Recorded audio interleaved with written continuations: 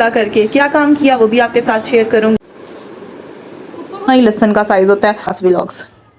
वालेकुम फ्रेंड्स, मैं हूँ इकरा और आप देख रहे हैं इकरास व्लॉग्स। आज का दिन बहुत स्पेशल है। एक तो अब्रिश वापस आ रही है, हम उसकी तैयारियाँ करेंगे। दूसरा, आज मैंने अपनी ज़िंदगी का सबसे मुश्किल काम किया, बहुत दिल भड़ा करके। क्या काम किया वो भी आपके साथ शेयर करूँगी। चले आए पहले करते हैं अब्रिश के आने की तैयारियाँ। सबसे पहले हम लोगों ने रेडी किया खाना, भाई का फेवरेट आलू चिकन, साथ हम लोगों ने बनाए राइस, साथ मैं बना रही हूँ भाभी की फेवरेट रसमलाई। रसमलाई मैंने जितनी बार भी बनाई है या ब्रेड से बनाई है या फिर इस तरह के पैक से बनाई है, जो लजीजा वो रेडी टू मेक पैक मिलता है उससे। तो आज मैं बना रही हूँ Lazeeza ready to make pack से, और उसमें बस एक एग की ज़रूरत थी और मिल्क की ज़रूरत थी, और ये बन गई रसमलाई। को रखेंगे फ्रिज में, और जब ये ठंडी हो जाएगी फिर इसके ऊपर करेंगे प्यारी सी डेकोरेशन। साथ हम लोगों ने बनाई थी मैंगो आइसक्रीम, जो ऑलमोस्ट डन थी, लेकिन इसको भी हमने स्कूप आउट नहीं किया था। वो भाई भाभी पहुंच जाएंगे तो फिर उसको स्कूप आउट करेंगे।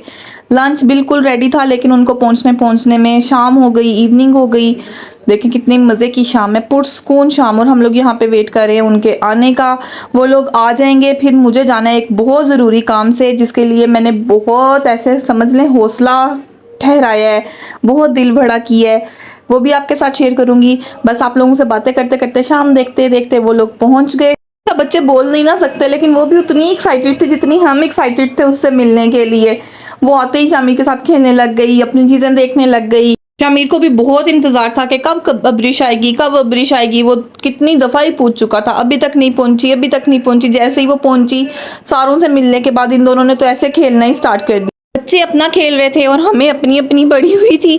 भाभी ने कहा भी खाना नहीं मैंने खाना, पहले मैं आपको चीज़ें दिखाती हूँ मैं क्या क्या लेके आई हूँ।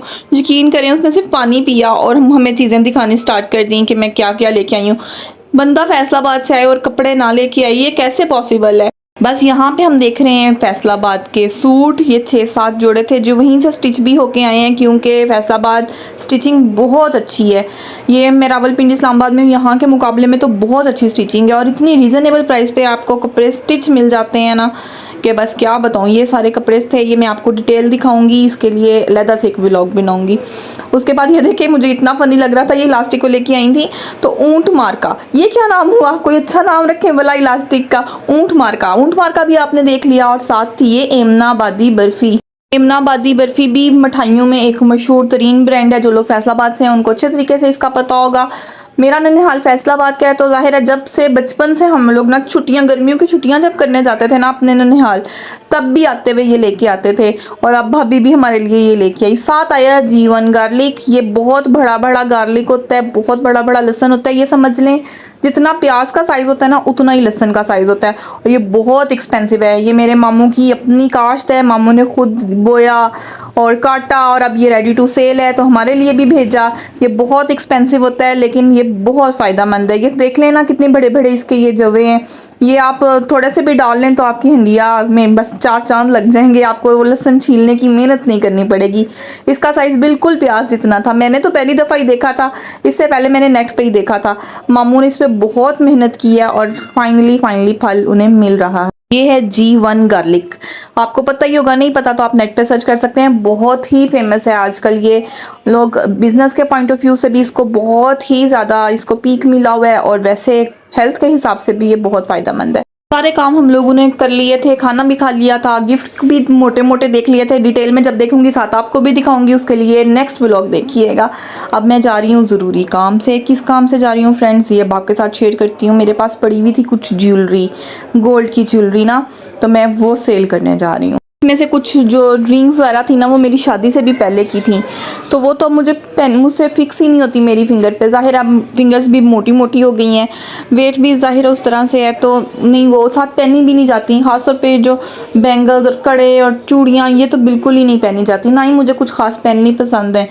तो मैंने सोचा इस तरह फालतू पड़ी हुई हैं, और कब की ही ऐसे पड़ी हुई हैं, मैंने तो कभी देखा भी नहीं अपना क्या क्या मेरे पास पड़ा हुआ है और क्या क्या नहीं पड़ा हुआ। तो ये मैं सेल कर दूँ, ऐसे फ़ायदा क्या पड़ा रहने का। तो डेली यूज़ का होता है ना गोल्ड, मतलब इस तरह चेन्स हैं या पेंडेंट सेट होता है, वो मैंने रख ली है, वो मैंने नहीं सेल किया। लेकिन ये जो रिंग्स थी ना जो मुझे फिक्स नहीं आ रही थी, अब ये और ये 2-3 कड़े, ये मैंने सोचा ये अब मैं सेल कर दूँ। बैंगल्स थी और कुछ कड़े थे, बैंगल्स मैं पहले दे गई थी और ये कड़े अब लेके आई हूँ।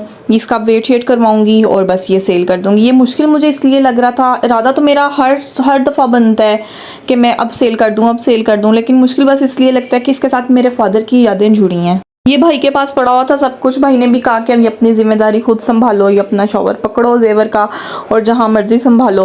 फिर मैंने सोचा मैंने वापस चले जाना है, मैंने क्या करना है इतना जेवर, एक बेटा बेटा मेरा, तो क्या फ़ायदा ऐसे ही संभाल संभाल के रखने का चीज़ें। तो इनको सेल करती हूँ, जो पैसे मिलेंगे उनका कुछ और कर लूँगी। बस यहाँ पर मैं वेट करवा रही हूँ इसका। लेडीज़ आपको भी ये काम मुश्किल लगता है या नहीं, मुझे कमेंट्स में ज़रूर बताइएगा। मुझे पता नहीं क्यों इतना मुश्किल लग रहा था। इवन शॉप पे बैठ के एक दफ़ा मैंने सोचा सेल करूँ या ना करूँ। ये जो भाई हैं जिनके पास जो ज्वेलर हैं वो भी हमारे मतलब मेरे हस्बैंड के दोस्त हैं, तो मतलब उनसे वापस भी ले सकती थी, सारा कुछ था, लेकिन फिर भी ऐसे कभी दिल ऊपर हो रहा था कभी नीचे हो रहा था। लेकिन जब ये पैसे हाथ में आए ना, फिर मैंने कहा चलो कोई बात नहीं, पैसे तो काम आ जाएंगे। ज्वेलरी पड़ी मुझे क्या दे रही थी। यहाँ पे वेट शेट हो गया था और वो पैसे काउंट करे थे, पैसे काउंट करके अब हमें देने लगे थे। ये तकरीबन समझ लें 6 लाख रुपया बना था, 5 लाख और समथिंग बने थे, तकरीबन 6 ही समझ लें आप, तकरीबन 6 लाख बना था, जिसमें ये 2-3 कड़े हैं और 7 रिंग्स थी और इसके अलावा बैंगल्स भी थी, वो मैं पहले दे गई थी, उसका हिसाब अलग था। लेकिन ये इन 3-4 चीज़ों का, रिंग्स असल में बहुत प्यारी थी, उनके डिज़ाइन भी बहुत प्यारे थे, वैसे भी वो बहुत प्यारी थी और प्योर खालिस गोल्ड था, तो उसके पैसे मुझे बहुत अच्छे मिल गए। कुछ कटिंग होती है, कुछ डिज़ाइन की कटिंग, कुछ किसी चीज़ की कटिंग, कुछ किसी चीज़ की कटिंग, सारा कुछ कटिंग हो के समझ लें तकरीबन 6 लाख रुपया बना था। ये सारी चीज़ें थी जो आपके सामने हैं। इसके अलावा बैंगल्स थी वो इसमें शामिल नहीं है। मैं ये रिंग्स की एक दफ़ा पिक्चर्स अलहदा से बना रही थी ताकि अगर मेरा दिल ना ठहरा और मैंने वापस लेनी हुई या बनवानी हुई तो फिर मैं इस तरह की बनवा लूँगी। इसमें ये जो हार्ट वाली है ना, ये जिस पे मैंने जूम की है, ये मेरी फेवरेट थी।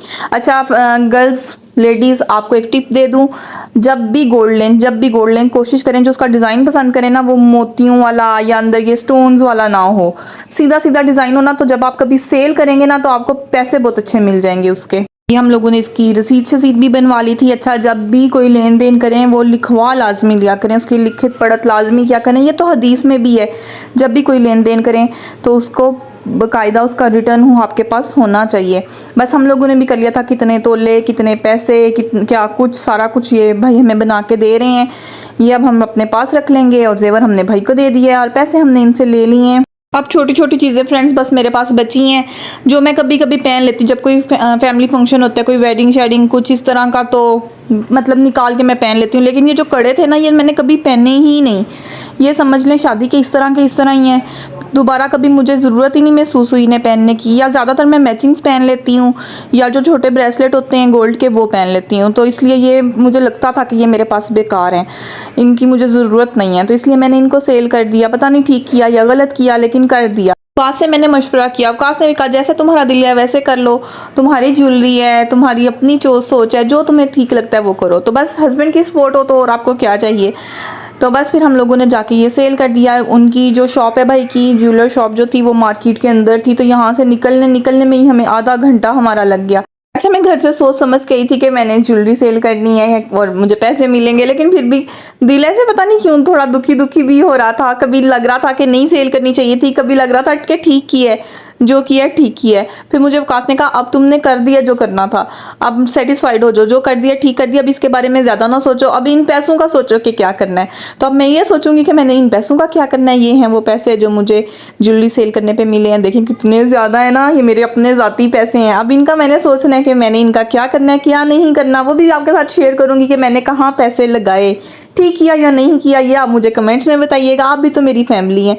अगर वीडियो अच्छी लगी हो तो लाइक कर दीजिएगा, चैनल को सब्सक्राइब कर दीजिएगा। Thanks for watching Iqra vlogs.